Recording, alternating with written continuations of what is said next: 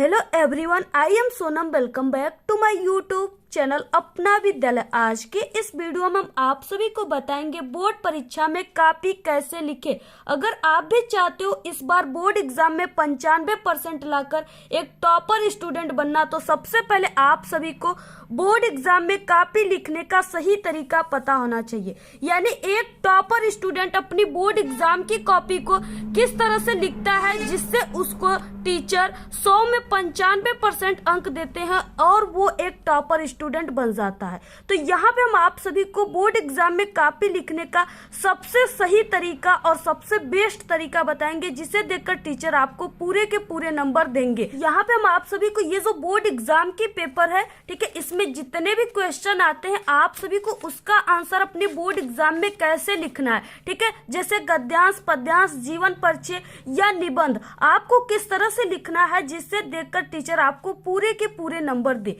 तो यहाँ पे ठीक है, ये बोर्ड एग्जाम की पेपर, इसके बाद यहाँ पे OMR आंसर शीट को आपको किस तरह से भरना है, ठीक है, इसको भी हम आप सभी को भर करके बताएंगे बहुत ही अच्छे तरीके से। और यहाँ पे ये रहा बोर्ड एग्जाम की कॉपी, ठीक है। यानी बोर्ड एग्जाम की कॉपी आपको मिलेगी तो आपको सबसे पहले इसमें क्या क्या भरना है ये सब कुछ हम आपको बताएंगे। तो यहाँ पे हम आपको सबसे पहले बता दें कि आप सभी को अपनी बोर्ड एग्जाम में, ठीक है, आपको यहाँ पे ब्लैक और ब्लू पेन अपने साथ लेकर जाना है, ठीक है। इसके बाद आपको स्केच लेना है और एक आपको 30 सेंटीमीटर का बड़ा वाला जो होता है, ठीक है, वो स्केल लेकर जाना है, जिससे आप सभी लोग एक ही बार में कोई भी लाइन को खींच लो। हिंदी में आपको हाइलाइटर का भी यूज किया जाता है, तो आपको इसको भी ले लेना है, ठीक है। और आपको ब्लू पेन एक्स्ट्रा ले लेना है कि अगर आपका एक ब्लू पेन रुक जाए तो आप लोग दूसरे से काम चला लो। सबसे पहले हम आप सभी को ये जो बोर्ड एग्जाम की कॉपी है इसको भर के बताएंगे आपको इसको किस तरह से भरना है, ठीक है। उसके बाद हम आप सभी को ये जो पेपर है इसमें जितने भी क्वेश्चन है सभी के आंसर किस तरह से आपको लिखना है बिल्कुल लिख करके बताएंगे, ठीक है। तो यहाँ पे देखिए ये जो कॉपी है ये हाई स्कूल की है। सेम इसी तरह इंटरमीडिएट वालों का भी कॉपी होता है बोर्ड एग्जाम का, ठीक है। सिर्फ आप सभी का यहाँ पे हाई स्कूल लिखा रहेगा और यहाँ पे इंटरमीडिएट। बाकी जो प्रोसेस इसमें आप लोग जो चीजें भरोगे वो चीजें इसमें भी आप सभी को भरना है। तो यहाँ पे हम आप सभी को हाई स्कूल के कॉपी को भर के बताएंगे, ठीक है। तो सबसे पहले देखिए यहाँ पे जो लिखा है वो है कि परीक्षार्थी उत्तर पुस्तिका के किसी भाग पे अपना नाम न लिखे, ठीक है, आपको अपना नाम नहीं लिखना है। इसके बाद इसमें सबसे पहला है परीक्षार्थी का अनुक्रमांक, यानी इसमें आप सभी को अपना रोल नंबर लिखना है, वो भी अंकों में। तो यहाँ पे आप लोग 10 अंकों का जो भी आपका रोल नंबर है यहाँ पे आप लोग लिख दीजिएगा, ठीक है। जैसे यहाँ पे हम एक रोल नंबर लिख देते हैं 10 अंकों का, तो इस तरह से ये 10 अंकों का रोल नंबर हो गया। इसके बाद यहाँ पे आपको अपना अनुक्रमांक शब्दों में लिखना है, ठीक है। यानी ये जो चीजें लिखे हैं इसी को आपको शब्दों में लिखना है। तो यहाँ पे देखिए आपको शब्दों में किस तरह से लिखना है, तो यहाँ पे जो भी दिया हुआ है, यानी यहाँ पे 1 लिखा हुआ है तो आपको शब्दों में 1 लिख देना है, 2 लिखा हुआ है तो 2 लिख देना है, ठीक है। और यहाँ पे फिर 2 लिखा हुआ है फिर 2 लिखिए, यानी इस तरह से आपको लिखना है, ठीक है। जैसे यहाँ पे 1, इस तरह से आपको 1 फिर यहाँ पे कॉमा लगा देना है और फिर उसके बाद 2,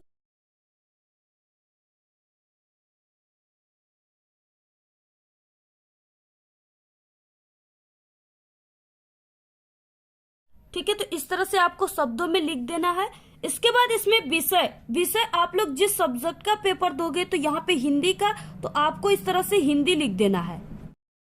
इसके बाद इसमें है प्रश्न पत्र, तो प्रश्न पत्र में आपको केवल लिखना है।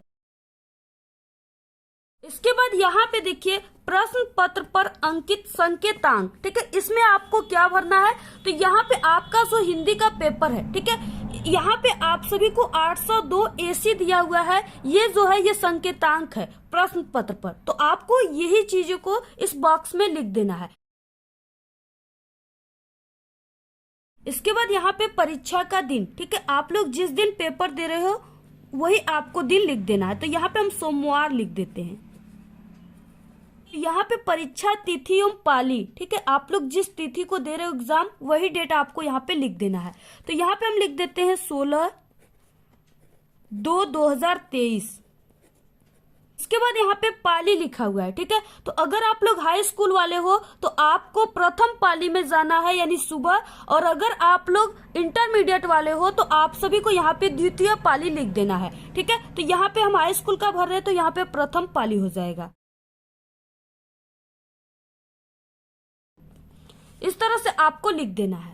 इसके बाद यहाँ पे केंद्र का नाम, आप लोग जहां पर भी दे रहे हो एग्जाम, आपको उसी स्कूल का नाम, उसी कॉलेज का नाम लिख देना है, ठीक है। तो यहाँ पे हम लिख देते हैं एक कॉलेज का नाम, HBI कॉलेज। यहाँ पे आपको जहां पर आप लोग दे रहे हो एग्जाम वही आपको यहाँ पे लिखना है। तो इस तरह से आपको पूरा भरना है, और ये चीजें आपको नहीं करना है, ठीक है, ये टीचर करेंगे। सिर्फ आपको इतना ही अपनी बोर्ड एग्जाम की कॉपी में भरना है, और ये चीजें बिल्कुल सही सही भरना है, तभी आपके रिजल्ट आ पाएंगे, अदरवाइज नहीं आएंगे। तो इसलिए आपको इसको बहुत ही अच्छे तरीके से भरना है, आपका रोल नंबर कहीं पर भी गलत नहीं होना चाहिए।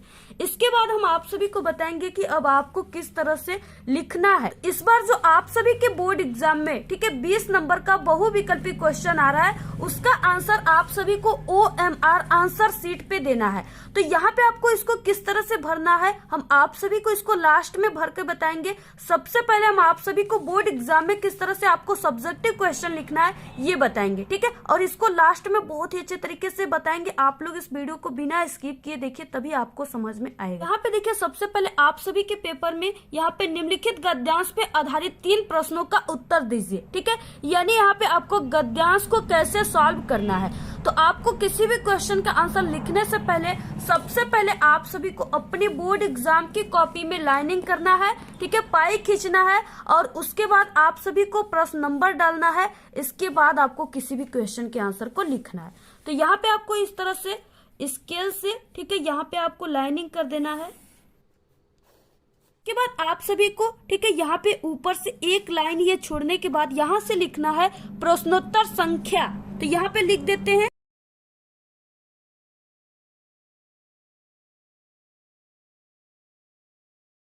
यहाँ पे हम प्रश्नोत्तर संख्या पहले का क वाला लिख रहे हैं, ठीक है। तो आपको यहाँ पे लिख देना है प्रश्नोत्तर संख्या पहले का क। इसके बाद आपको इसके नीचे अंडरलाइन कर देना है। आपको इतना लिखने के बाद, ठीक है, आप सभी के जो हिंदी का पेपर होता है क्लास 10th और 12th दोनों में गद्यांश आते हैं, ठीक है, और यहाँ पे क ख यानी 2 गद्यांश दिए रहेंगे और उसके 3-3 क्वेश्चन रहेंगे। आप सभी को उन तीनों क्वेश्चन का आंसर लिखना है जो कि 6 नंबर का रहेगा। तो आपको जो बहुत ही अच्छे तरीके से गद्यांश जिसके तीनों क्वेश्चन का आंसर आता हो उसी गद्यांश का आंसर आपको लिखना है। यहाँ पे देखिए, जैसे पहला दिया हुआ है, यह एक नैतिक और आध्यात्मिक स्रोत है जो अत्यंत काल से प्रत्यक्ष या अप्रत्यक्ष रूप से संपूर्ण देश में बहता रहा है, ठीक है। यहाँ से लेकर के आवश्यक हो गया है, यहाँ तक पूरा दिया हुआ है, और इसके नीचे 3 क्वेश्चन दिए हुए हैं। तो यहाँ पे देखिए, सबसे पहला क्वेश्चन है कि उपर्युक्त गद्यांश का संदर्भ लिखिए, ठीक है। दूसरा है गद्यांश के रेखांकित अंश की व्याख्या कीजिए। तीसरा क्वेश्चन एक है, उसका आंसर आपको इसी पैसेज में से ही लिखना है। तो यहाँ पे आपको सबसे पहले क्वेश्चन का आंसर किस तरह से लिखना है, यानी इस पूरे गद्यांश को कैसे सॉल्व करना है, ठीक है। तो आपको क्या करना है यहाँ पे, ठीक है, सबसे पहले आप लोग ये गद्यांश कर रहे हो तो आपको गद हेडिंग डाल देना है, ठीक है। तो यहाँ पे आपको लिखना है गद। अगर आप लोग पद्यांश करोगे तो यहाँ पे आपको पद हेडिंग डालना है। इतना लिखने के बाद अब यहाँ पे देखिए आपको क्या करना है, ये जो गद्यांश दिया हुआ है इसके आगे के 2 वर्ड और लास्ट के 2 वर्ड आपको डैश डैश करके लिख देना है, ठीक है। तो यहाँ पे यह एक नैतिक डैश डैश हो गया, इस तरह से आपको लिखना है। तो यहाँ पे आपको लिखना है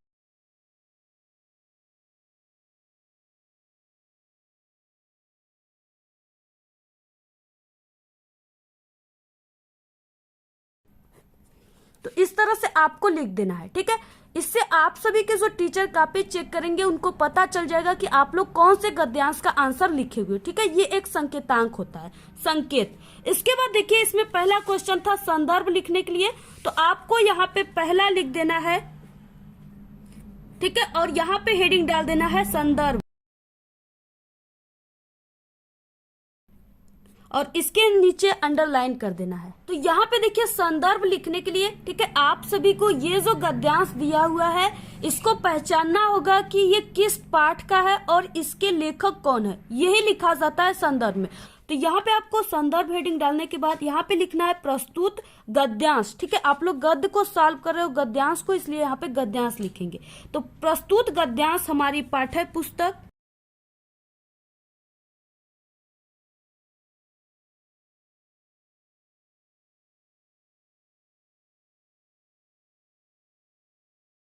पुस्तक हिंदी,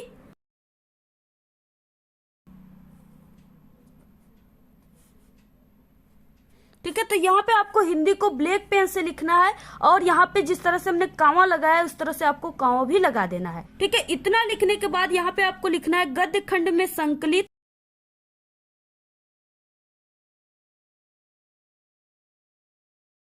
यहाँ पे गद्य खंड में संकलित। ठीक है, इसके बाद आप सभी का ये जो गद्यांश दिया हुआ है ये किस पाठ का है, तो ये जो पाठ है, ठीक है, ये भारतीय संस्कृति नामक पाठ से है और इसके जो लेखक हैं वो डॉक्टर राजेंद्र प्रसाद हैं। तो आपको किस तरह से लिखना है, ठीक है, तो यहाँ पे गद्य खंड में संकलित भारतीय संस्कृति यानी जो पाठ का नाम है उसको लिखना है ब्लैक पेन से।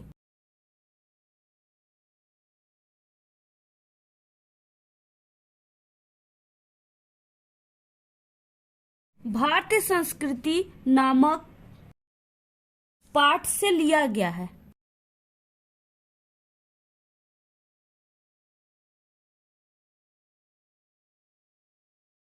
इसके बाद इसके लेखक,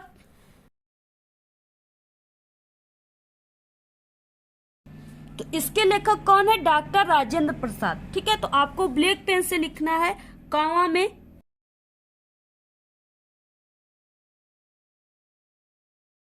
और इस तरह से आपको कांवा भी लगा देना है। ठीक है, इस तरह से डॉक्टर राजेंद्र प्रसाद हैं। आपको इस तरह से संदर्भ अपनी बोर्ड एग्जाम में लिखना है। ठीक है, अगर आप लोग ऐसे लिखते हो तो आपको पूरे के पूरे 2 नंबर मिलेंगे। इसके बाद यहाँ पे देखिए दूसरा क्वेश्चन है गद्यांश के रेखांकित अंश की व्याख्या कीजिए।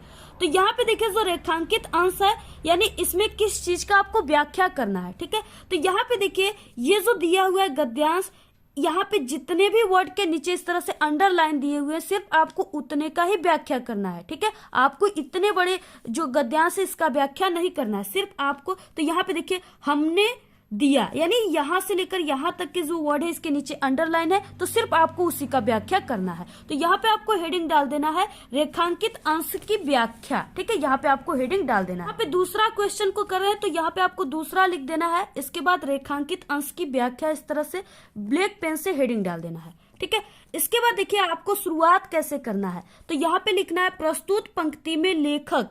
ठीक है, अगर आप लोग गद्यांश लिख रहे हो तो यहाँ पे लेखक, अगर पद्यांश लिखेंगे तो कवि। तो यहाँ पे प्रस्तुत पंक्ति में लेखक कहते हैं कि, यानी जो चीजें यहाँ पे अंडरलाइन जिसके वर्ड के नीचे सिर्फ उसी का व्याख्या हम कर रहे हैं। ठीक है, यानी यही चीजें लिखा जाता है, सिर्फ आपको इस शब्दों को अपने शब्दों में बनाकर लिखना है। तो यहाँ पे प्रस्तुत पंक्ति में लेखक कहते हैं कि भारतीय संस्कृति के माध्यम से ही भारत को उसकी अमरता का पाठ पुनः पढ़ाया गया है।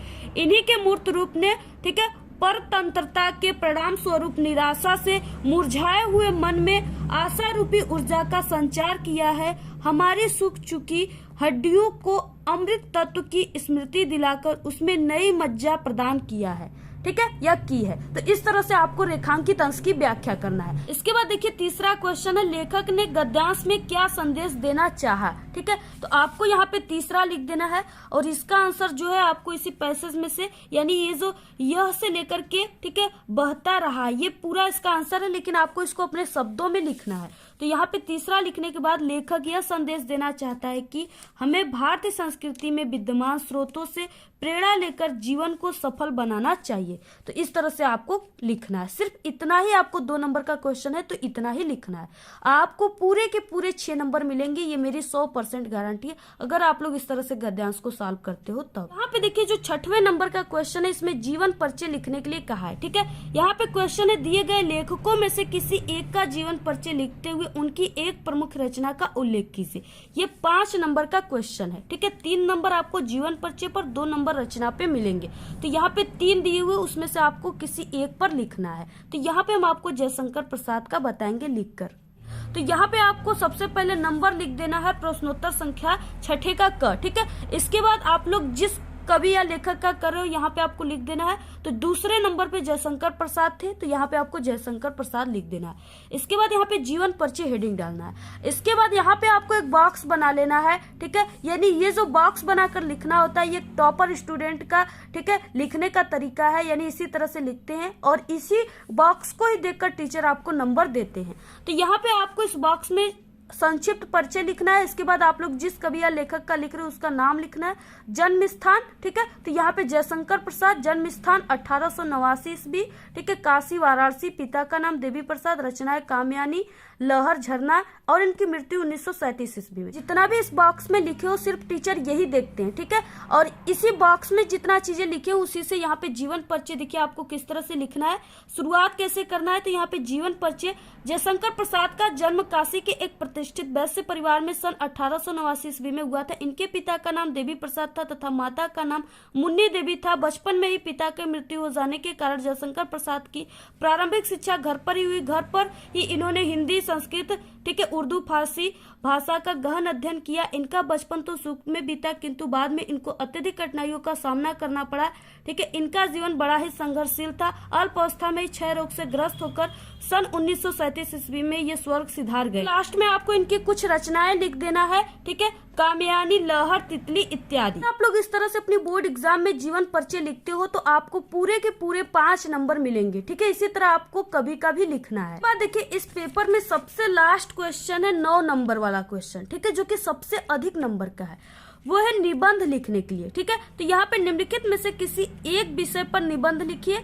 यहाँ पे 4 दिए हुए, सिर्फ आपको एक पर ही लिखना है और ये 9 नंबर का है। तो आपको किस तरह से लिखना है निबंध जिससे आपको पूरे के पूरे नंबर मिले और कितने पेज लिखना है, ठीक है। तो यहाँ पे देखिए सबसे इम्पोर्टेंट जो है वो दूसरा है पर्यावरण प्रदूषण। तो यहाँ पे हम प्रदूषण पे निबंध आपको लिखकर बताएंगे। तो यहाँ पे देखिए आपको सबसे पहले प्रश्नोत्तर संख्या 9 है, तो यहाँ पे 9 लिख देना है। इसके बाद दूसरे नंबर पर पर्यावरण प्रदूषण था, तो इसको लिख देना है। यहाँ पे देखिए ये जो 9 नंबर का क्वेश्चन निबंध आप सभी के हिंदी के पेपर में आ रहा है। तो अगर आप लोग 3 से 4 पेज लिखेंगे या 3.5 पेज तभी आपको पूरे 9 नंबर मिलेंगे, ठीक है। तो यहाँ पे आपको किस तरह से लिखना है, तो सबसे पहले यहाँ पे आप सभी को रूपरेखा हेडिंग डाल देना है, ठीक है। और यहाँ पे आपको कुछ पॉइंट लिखना है जिस पॉइंट के बारे में आपको ये पूरा निबंध लिखना है। तो यहाँ पे सबसे पहले हेडिंग रहेगा प्रस्तावना, दूसरा प्रदूषण के प्रकार, तीसरा पर्यावरण प्रदूषण के कारण, ठीक है, चौथा है प्रदूषण को रोकने का उपाय, 5वां लास्ट है और इम्पोर्टेंट हेडिंग उपसंहार रहेगा, ठीक है। इसके बाद यहाँ पे प्रस्तावना यानी रूपरेखा का पहला जो है यहाँ पे आपको लिख देना है।